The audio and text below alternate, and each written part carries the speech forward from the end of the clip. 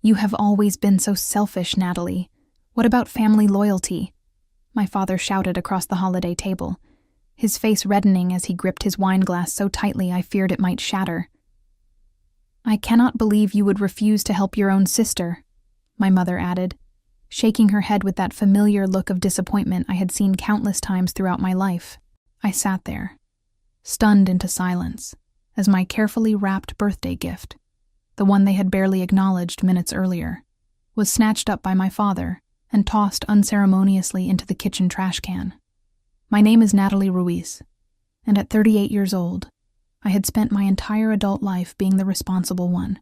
I put myself through college, diligently paid off every cent of my student loans 5 years ahead of schedule, and saved enough to purchase my modest home in Pittsburgh without a single dollar of family assistance.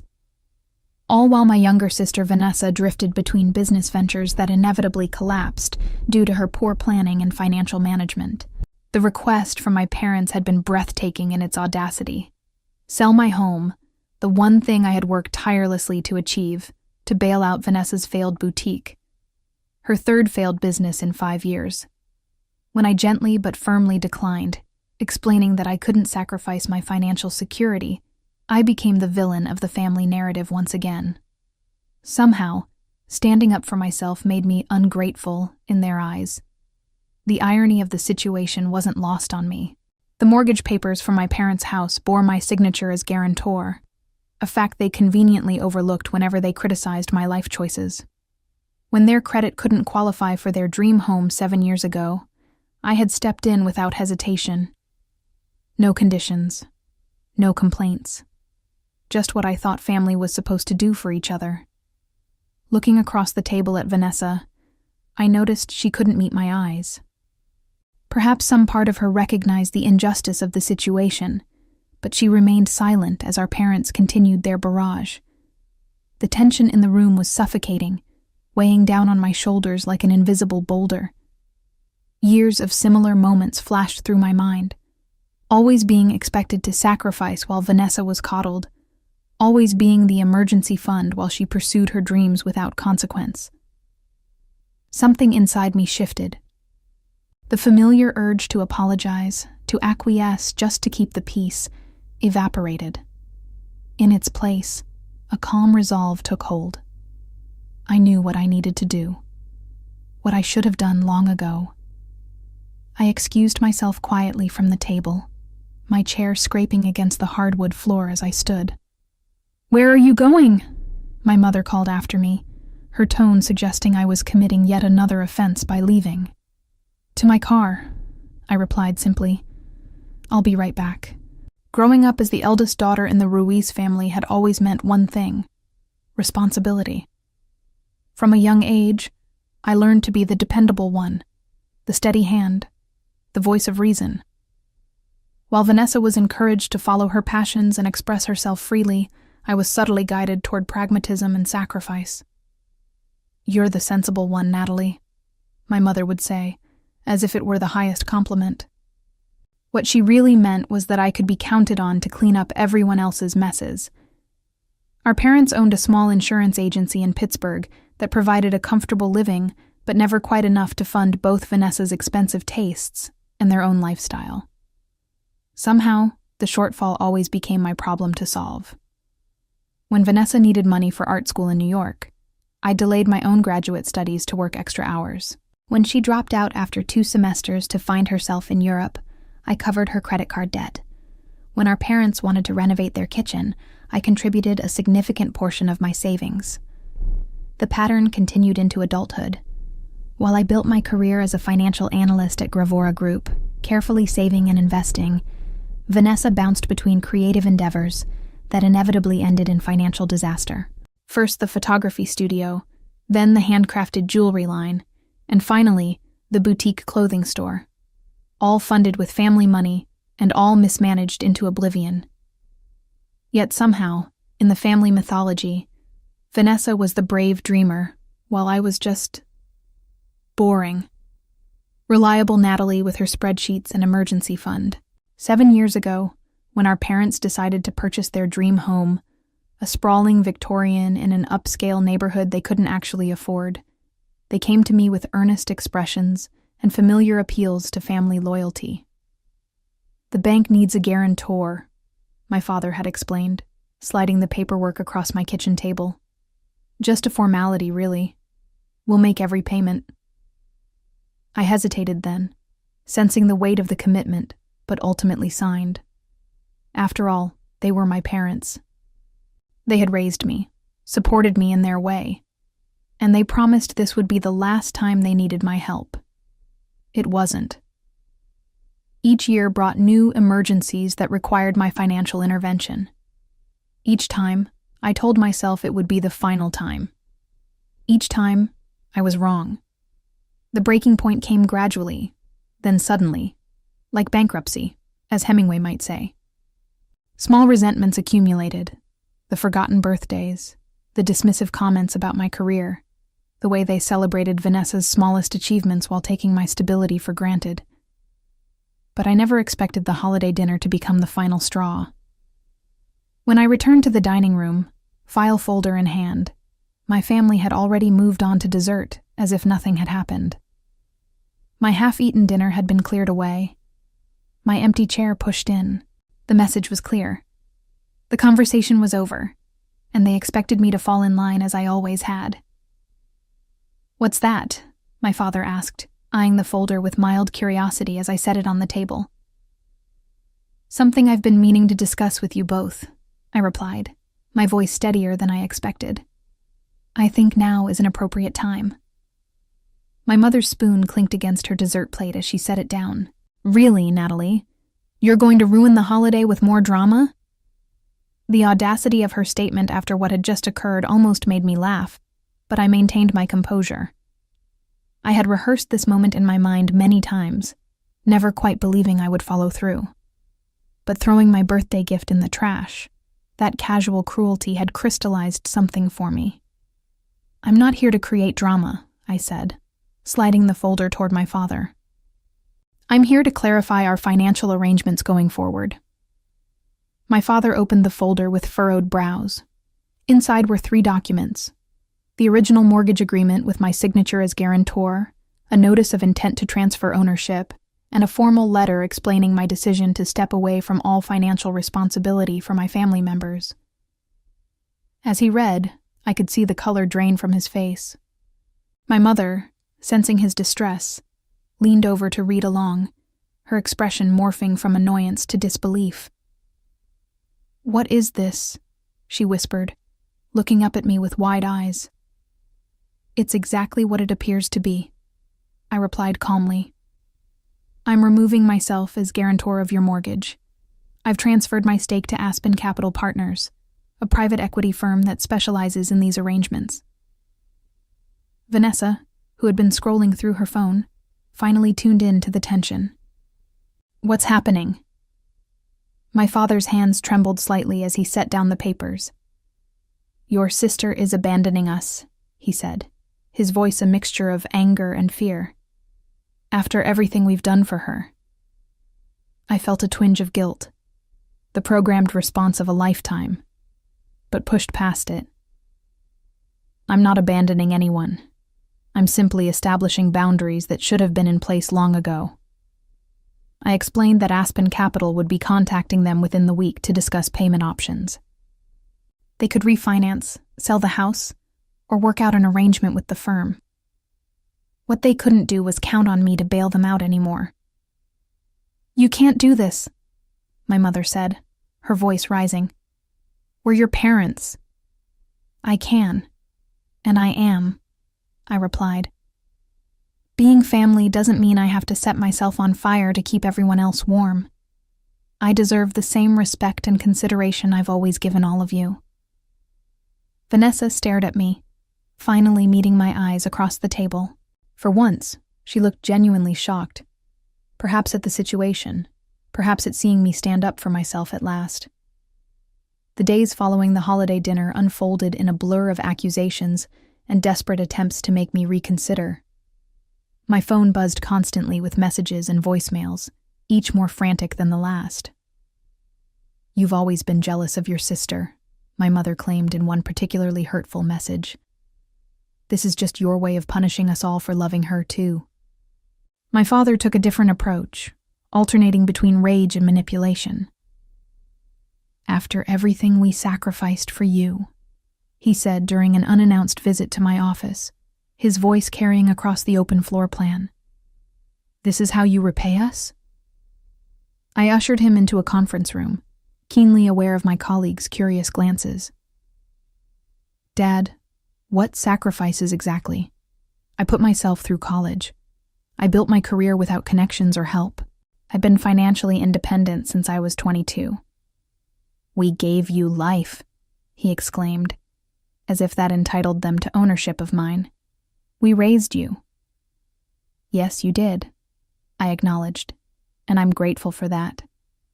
But it doesn't mean I owe you my future. He left in a huff, but not before suggesting that if I just lent Vanessa enough to relaunch her boutique, perhaps $200,000, they might consider letting me stay on as guarantor of their mortgage instead of requiring me to sell my house outright.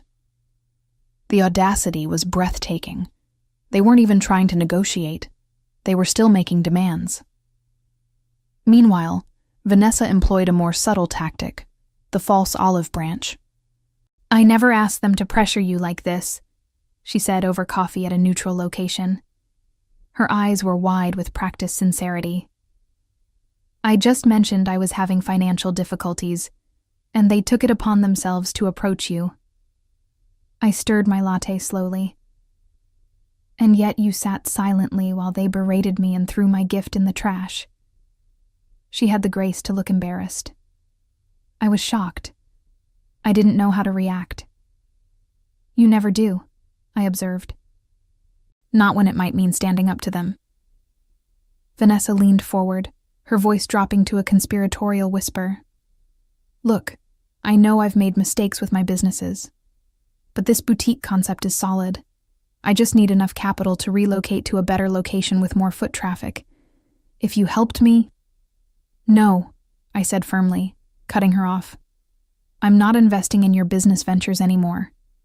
3 failures is enough data for me to recognize a pattern. Her expression hardened. So that's it? You're just cutting off your entire family? I'm not cutting anyone off, I clarified. I'm still here, still willing to have a relationship. What I'm no longer willing to do is be the family bank. She left without finishing her coffee, and I knew our conversation would be relayed to our parents with a very different spin. I would be painted as the villain again, cold, calculating, heartless. But something unexpected happened in the following days. As I stood firm against the emotional onslaught, I felt a strange lightness taking hold. Each refused demand, each boundary maintained, freed me a little more from the invisible chains I had carried for decades. At work, I found myself speaking up more in meetings, offering insights I might have previously kept to myself for fear of seeming too assertive. I started exploring opportunities for advancement that I had been hesitant to pursue, believing my family might need my financial stability. For the first time in my adult life, I was making decisions based solely on what was best for me. It was terrifying and exhilarating. Then came the call from Aspen Capital that would change everything. Miss Ruiz? This is Dominic Weber from Aspen Capital Partners. The voice on the phone was professional but carried an undercurrent of concern. Do you have a moment to discuss the Ruiz property transfer? I closed my office door and settled into my chair. Yes, of course. Is there an issue? There was a brief pause. I'm afraid there might be. We've been attempting to contact your parents to discuss refinancing options, but they've been uncooperative. Uncooperative how? I asked, though I already had my suspicions. They're claiming you forged their signatures on the original mortgage documents, he said. They're threatening legal action against both you and our firm. The accusation hit me like a physical blow. After everything I had done for them, they were now trying to paint me as a criminal. I took a deep breath, grateful for my foresight in documenting everything meticulously over the years. Mr. Weber, I can assure you their signatures weren't forged. I have video recordings of the signing, witnesses present at the time, and additional documentation from the original lender. I'll send everything to you immediately." "That would be helpful," he said, sounding relieved. "One more thing. They mentioned they've secured a lawyer through a family friend, someone named Jason Wilson." My stomach dropped. Jason Wilson wasn't just any family friend. He was my ex-fiancé from 6 years ago. Our relationship had ended when I discovered he was funneling money from our joint account to Vanessa's first failing business behind my back. A loan that was never repaid. The betrayal had been devastating, but I had moved on, believing that chapter of my life was closed. "Miss Ruiz, are you still there?" "Yes," I said, my mind racing. "Thank you for letting me know. I'll have my lawyer contact you directly to handle this matter going forward." After ending the call, I sat motionless at my desk, trying to process this new layer of betrayal. They weren't just fighting me. They were deliberately trying to hurt me by bringing Jason back into my life. I pulled out my phone and scrolled to a number I rarely used. My cousin Elena, a successful attorney who had always seen through my parents' manipulation. We had grown distant over the years, largely because my parents disapproved of her confrontational nature, which was really just her refusal to tolerate their behavior. "Natalie," she answered, sounding surprised. "Is everything okay?" "No," I admitted, "but I'm hoping you can help me make it right." Over the next hour, I explained everything: the mortgage, the holiday dinner, the attempted manipulation, and now the false accusations and Jason's involvement. Elena listened without interruption, and when I finished, her response was immediate and decisive. "Send me everything you have, and Natalie, it's about time you stood up to them." With Elena on board, I felt more confident in my position, but I also knew my parents and sister wouldn't back down easily. They had built their entire worldview around my compliance, and my rebellion threatened that foundation. The following day, a package arrived at my office. Inside was the birthday gift my father had thrown away, a custom-bound collection of family photographs I had carefully curated and restored. Attached was a note in my mother's handwriting. "We're still family. Don't do this to us."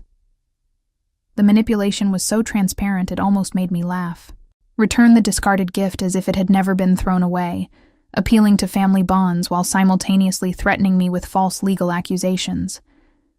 I placed the book on my shelf without opening it and texted Elena, "They're escalating. What's our next move?" Her response was immediate. "We call their bluff." 2 days later, Elena and I walked into the offices of Aspen Capital Partners for a meeting with my parents, Jason Wilson, and the firm's representatives. The conference room was tense with anticipation as we took our seats across from my family. Jason looked older than I remembered. The boyish charm that had once captivated me now hardened into something calculating. He barely met my eyes as he shuffled through his papers, clearly uncomfortable with the situation he'd been drawn into. My father sat rigidly in his chair, jaw clenched in defiance.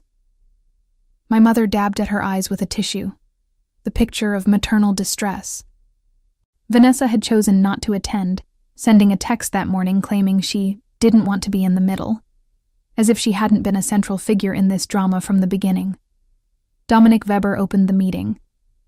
"We're here to address the allegations regarding the mortgage agreement for the property at 742 Highland Avenue, currently owned by Gerald and Patricia Ruiz, with Natalie Ruiz as guarantor."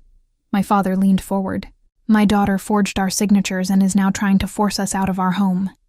It's elder abuse, plain and simple." I remained silent, letting Elena take the lead as we had discussed. "That's a serious allegation, Mr. Ruiz," she said calmly.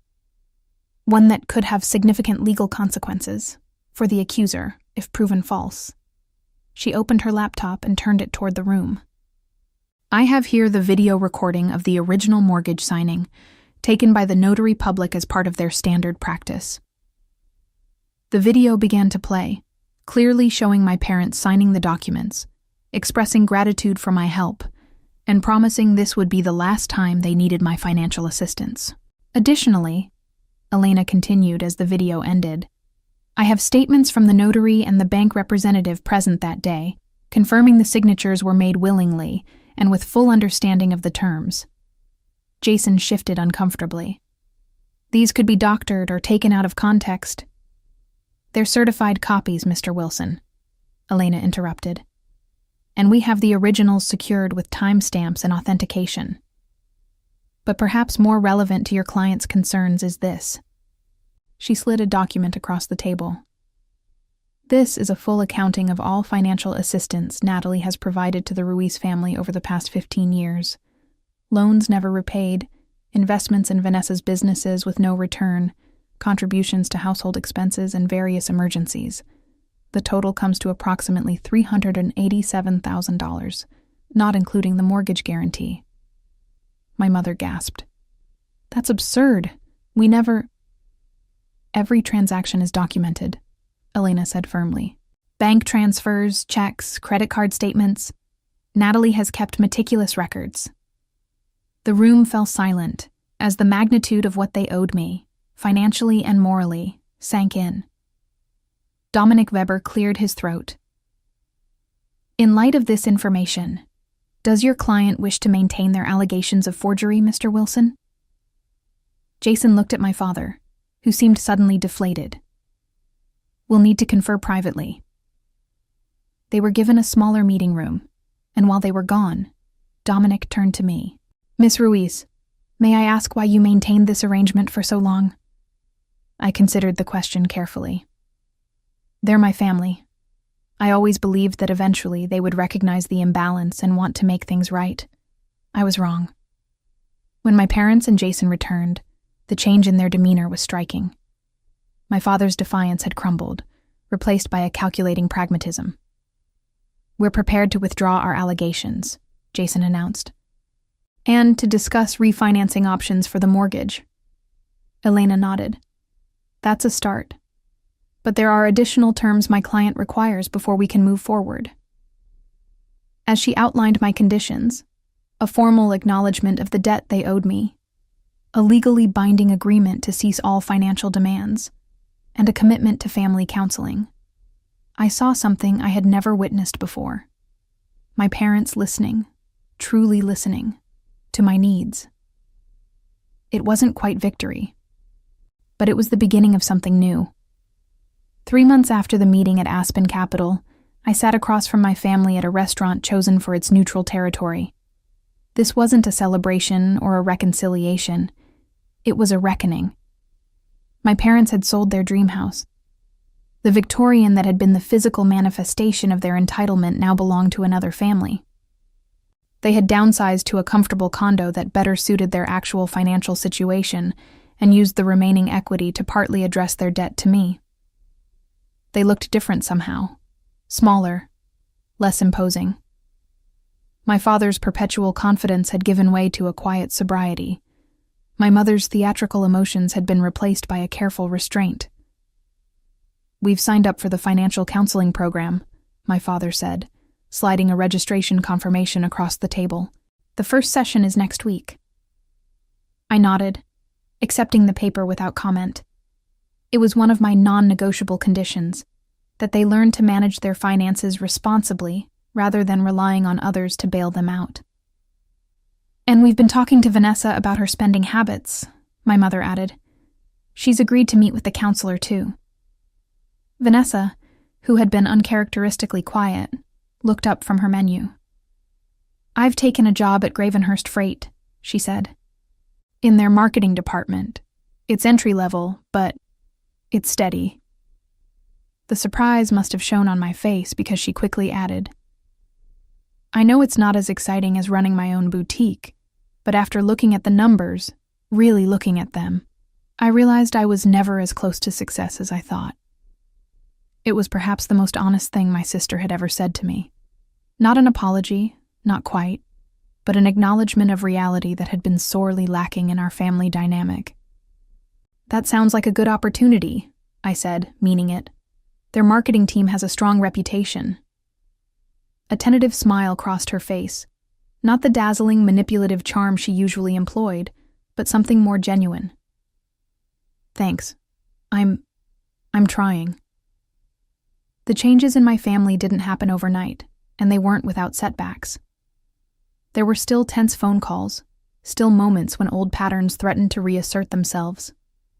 My mother still occasionally hinted at financial emergencies that turned out to be wants rather than needs. My father still struggled with seeing me as an autonomous adult rather than an extension of their financial resources. But the difference was that now there were consequences for crossing my boundaries. When they pushed too hard, I would simply end the conversation and enforce a cooling-off period. No drama, no arguments, just consistent reinforcement that the old dynamics were no longer acceptable. Elena remained a steady presence in my life, helping me navigate the complex emotions of reconstructing my family relationships on healthier terms. "It's like rehabilitation after an injury," she said during one of our regular lunch meetings. "There will be pain, there will be resistance, but if you stick with the program, eventually there's healing." At work, the changes in my personal life translated to professional growth. Freed from the constant drain on my emotional and financial resources, I found myself taking risks I would have previously avoided. I applied for a senior position that opened up at Gravora Group and was selected from a competitive field of candidates. "Your presentation showed a confidence we haven't seen from you before," my new director told me after the announcement. "Whatever changed in the past few months, it suits you." What had changed was fundamental. I had reclaimed my power, my resources, and my right to prioritize my own well-being. The weight I had carried for so long hadn't just been financial. It had been the crushing burden of being needed but never valued, of giving without receiving, of love conditioned on sacrifice. The most surprising revelation came from Vanessa during a coffee meeting. Just the two of us. "You know, I resented you for years," she admitted, stirring her drink absently. "You always seemed so perfect, so together. I felt like I could never measure up. I almost laughed at the irony. While I was resenting you for getting all the support and encouragement I never received." She looked genuinely shocked. "What? But they were always bragging about you. Their successful daughter with the corporate job and the nice house." "To others, maybe," I said. "Never to me." That conversation marked a turning point in our relationship.